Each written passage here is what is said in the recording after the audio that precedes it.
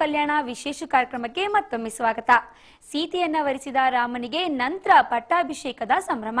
ಆದ್ರೆ ಮಲತಾಯಿ ಆಗ್ರಹಕ್ಕೆ ತುತ್ತಾದ ರಾಮನ ಪಟ್ಟಾಭಿಷೇಕ ಆಗೋದು ವನವಾಸ ಮುಗಿದ ಬಳಿಕ. ಆ ಶ್ರೀರಾಮ ಪಟ್ಟಾಭಿಷೇಕದ ಕಾರ್ಯಕ್ರಮ ವರ್ಣರಂಜಿತವಾಗಿತ್ತು. ಇದೇ ವೇಳೆ ಸೌಭಾಗ್ಯ ಅನ್ನೋ ಯುವತಿ ಕೂಡ ದಾಂಪತ್ಯಕ್ಕೆ ಕಾಲಿಟ್ಲು.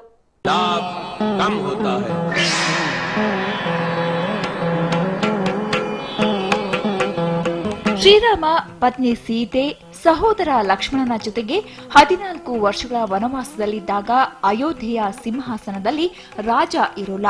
ಸೀತಾಪಹರಣ ಹಾಗೂ ರಾವಣನ ಸಂಹಾರದ ನಂತರ ಶ್ರೀರಾಮ ಅಯೋಧ್ಯೆಗೆ ಮರಳ್ತಾನೆ.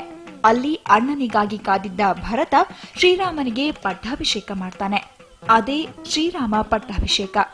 ಬೆಂಗಳೂರಿನಲ್ಲಿ ಇದೇ ಆಚರಣೆ ಶ್ರೀರಾಮನಿಗೆ ಪಟ್ಟಾಭಿಷೇಕ ನಡೆಯಿತು.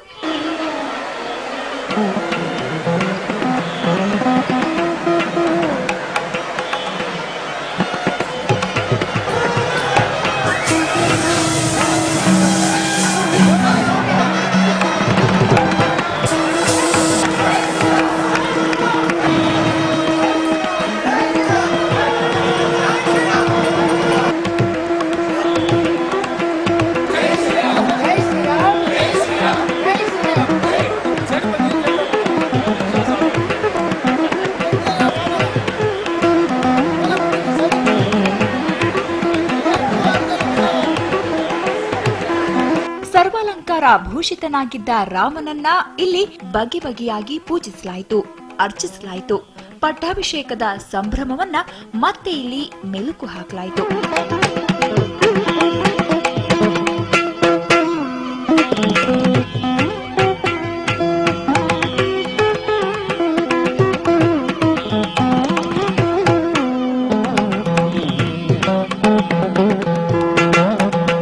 ರಾಮನ ಪಟ್ಟಾಭಿಷೇಕ ಹಾಗೂ ಅದಕ್ಕಿಂತ ಮುನ್ನ ರಾಮನ ಬದುಕಿನಲ್ಲಿ ನಡೆದ ಘಟನೆಗಳನ್ನ ಇಲ್ಲಿ ಸ್ಮರಿಸಲಾಯಿತು. ಪರಮ ಪವಿತ್ರೆ ಸೀತೆಗೆ ಇಲ್ಲಿ ಪೂಜೆ ನಡೆಯಿತು. ಕಾರ್ಯಕ್ರಮದ ಅಂಗವಾಗಿ ಶ್ರೀರಾಮ ಸಹಸ್ರನಾಮ, ಶ್ರೀ ಪವಮಾನ ಹೋಮ, ವಿಷ್ಣು ಸಹಸ್ರನಾಮ, ಶ್ರೀರಾಮ ತಾರಕ ಹೋಮ, ರಾಮೇಶ್ವರ, ವಿಶಾಖಪಟ್ಟಣ, ಉಡುಪಿ ಮತ್ತು ಮುರುಡೇಶ್ವರದಿಂದ ತರಿಸಲಾದ ಪವಿತ್ರ ಜಲದಿಂದ ಮಂಗಳ ಸ್ನಾನ ಮಾಡಿಸಲಾಯಿತು. ಗಂಗಾ, ಯಮುನಾ, ಗೋದಾವರಿ, ಸರಸ್ವತಿ, ನರ್ಮದಾ, ಸಿಂಧು ಮತ್ತು ಪವಿತ್ರ ಕಾವೇರಿ ನದಿಯ 7 ನದಿಗಳ ಪವಿತ್ರ ತೀರ್ಥಗಳಿಂದ ಪೂಜೆ ಮಾಡಲಾಯಿತು.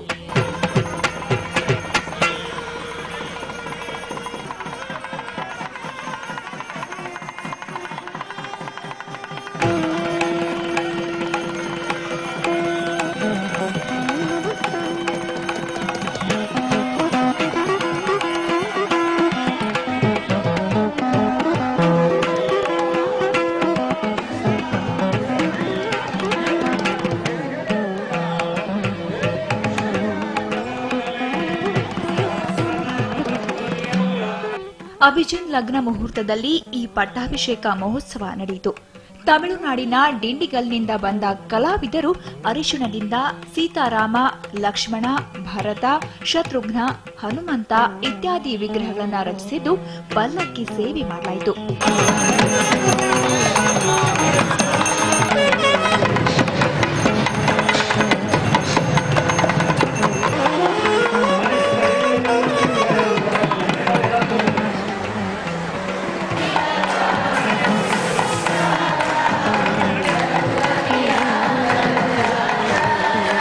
ಪಟ್ಟಾಭಿಷೇಕ ಮಹೋತ್ಸವಕ್ಕೆ ಕಳೆ ತಂದಿತ್ತು. ಕಿರೀಟ ಧಾರಣೆ ವೇಳೆ ಹಾಲು, ಮೊಸರು, ತುಪ್ಪ, ಜೇನುತುಪ್ಪ, ಸಕ್ಕರೆ, ಎಳನೀರು, ರಸಾಯನದ ಅಭಿಷೇಕ, ರುದ್ರಾಭಿಷೇಕ ನಡೆಯಿತು.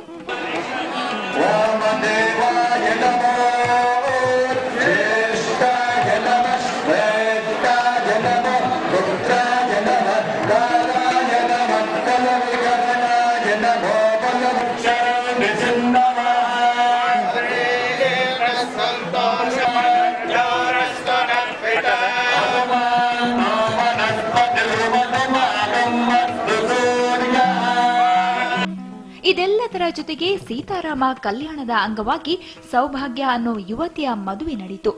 ಸೀತಾರಾಮ ಕಲ್ಯಾಣದ ವೇಳೆ ಕನ್ಯಾದಾನ ಮಾಡಿದ್ರೆ ಪುಣ್ಯ ವೃದ್ಧಿಯಾಗುತ್ತೆ ಅನ್ನೋ ನಂಬಿಕೆ ಅಂಗವಾಗಿ ಈ ಆಚರಣೆ ಮಾಡಲಾಯಿತು. ಸೀತಾರಾಮ ಕಲ್ಯಾಣದ ವೇಳೆ ಕನ್ಯಾದಾನ ಮಾಡಿದ್ರೆ ಪುಣ್ಯ ವೃದ್ಧಿಯಾಗುತ್ತೆ ಅನ್ನೋ ನಂಬಿಕೆ ಅಂಗವಾಗಿ ಈ ಆಚರಣೆ.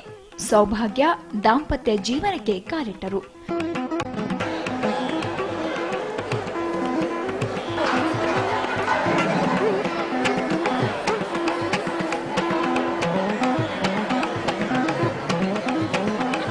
ತುಂಬಾ ಖುಷಿ ಆಗ್ತಿದೆ. ಯಾವಾಗಲೂ ಶ್ರೀರಾಮ್ ಪಟ್ಟಾಭಿಷೇಕ ನೋಡ್ತಾ ಇದ್ವಿ, ಅದ್ರಲ್ಲಿ ನನ್ನ ಮದುವೆನೇ ಅಂದರೆ ಇನ್ನೂ ಖುಷಿ ಆಗ್ತಾ ಇದೆ. ಯಾರು ಎಷ್ಟು ದುಡ್ಡು ಕೊಟ್ಟು ಎಷ್ಟು ಚೆನ್ನಾಗಿ ಮಾಡಿಸ್ಕೊಂಡ್ರು ಈ ಒಂದು ದೇವರ ಸಾನ್ನಿಧ್ಯದಲ್ಲಿ ಆಗೋದು ತುಂಬಾನೇ ಖುಷಿ. ಅದರಲ್ಲೂ ನಮ್ಮ ಗುರೂಜಿಯವರ ಒಂದು ನೇತೃತ್ವದಲ್ಲಿ ನಡೀತಾ ಇದೆ. ಇನ್ನು ಶ್ರೀ ರಾಮಾಯಣ ಕಾಲದ ದೃಶ್ಯ ವೈಭವ, ಸೀತಾ ಕಲ್ಯಾಣ, ಶ್ರೀರಾಮ ಸಾಮ್ರಾಜ್ಯ ಪಟ್ಟಾಭಿಷೇಕ ಹೋಮ, ಹವನ, ಅಭಿಷೇಕ, ಪೂಜೆ ಪುನಸ್ಕಾರಗಳು ನಡೆದವು. ಒಟ್ಟಿನಲ್ಲಿ ಈ ಪಟ್ಟಾಭಿಷೇಕ ಸಮಾರಂಭ ರಾಮನ ಪಟ್ಟಾಭಿಷೇಕದ ದಿನಗಳನ್ನೇ ಮೆಲುಕು ಹಾಕುವಂತೆ ಮಾಡಿತು.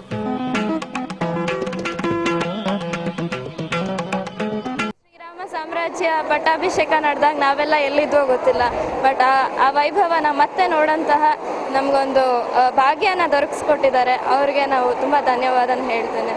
ಹಾಗೂ ತುಂಬ ಖುಷಿ ಆಯಿತು. ಇಷ್ಟು ಜನ, ಸಾವಿರಾರು ಜನ ಭಕ್ತರು ಬಂದು ಎಲ್ಲರೂ ಇದನ್ನ ಆಸ್ವಾದಿಸಿದ್ರಲ್ಲ, ಅದು ನಿಜಕ್ಕೂ ಸಂತೋಷ ಕೊಡುತ್ತೆ. ಪಟ್ಟಾಭಿಷೇಕ ಹೆಂಗಿದೆ ಅಂದರೆ, ನಾವು ಪ್ಯಾಲೇಸಲ್ಲಿ ಇದ್ದೀವಿ, ಸೀತಾರಾಮನ್ ನೋಡ್ತಾ ಇದ್ದೀವಿ, ಇನ್ನೇನು ಕಾಣ್ತಾ ಇಲ್ಲ. ಅದೊಂದು ಆನಂದ ಬಾಷ್ಪ ಬರ್ತಾ ಇದೆ. ತುಂಬ ಎಂಜಾಯ್ ಮಾಡ್ತಾ ಇದ್ದೀನಿ. ಆಚೆ ಎಲ್ಲ ನಾವು ಲಕ್ಸುರಿ ಲೈಫ್ಸ್ ಎಲ್ಲ ನೋಡ್ತೀವಿ, ಈ ಥರ ಎಲ್ಲೂ ನೋಡಿರಲ್ವಲ್ಲ. ಈ ಥರ ಪ್ರತಿಯೊಬ್ಬರು ಮಾಡಿಸ್ತಾ ಇರಬೇಕು ಅಂತ ನನಗೆ ಆಸೆ ಆಗ್ತಾ ಇದೆ, ಖುಷಿ ಆಗ್ತಾ ಇದೆ. ಚಕ್ರವರ್ತಿ ಶ್ರೀರಾಮಚಂದ್ರ ಸಿಂಹಾಸನಾರೂಢವಾಗಿ ಮೆರೆದ ಪರಿಯನ್ನ ನುಡಿದ ಭಕ್ತರು ಪುಣ್ಯಭಾವ ಪರವಶರಾಗಿದ್ರು.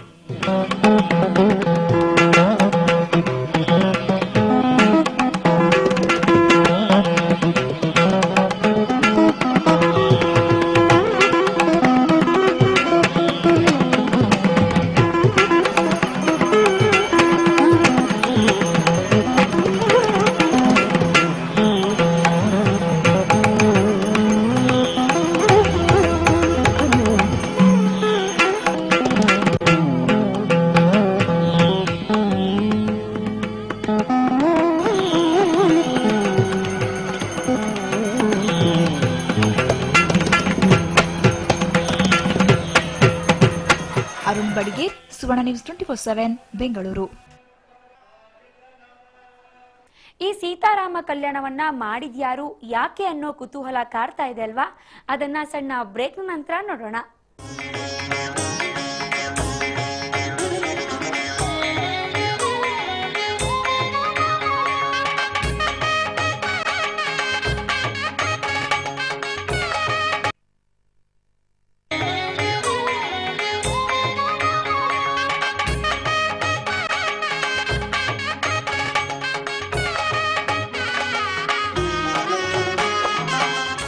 ಮತ್ತೊಮ್ಮೆ ಸೀತಾರಾಮ ಕಲ್ಯಾಣ ವಿಶೇಷ ಕಾರ್ಯಕ್ರಮಕ್ಕೆ ಸ್ವಾಗತ. ಈ ಸಂಭ್ರಮದ ಮಹೋತ್ಸವದ ರೂವಾರಿ ಉದ್ಯಮಿ ಗಿರಿಧರ್. ಸಂಕಷ್ಟದ ಕಾಲದಲ್ಲಿ ಶ್ರೀರಾಮನ ಜಪವೇ ಬದುಕಿನ ಉತ್ಸಾಹವನ್ನ ತುಂಬಿತ್ತು.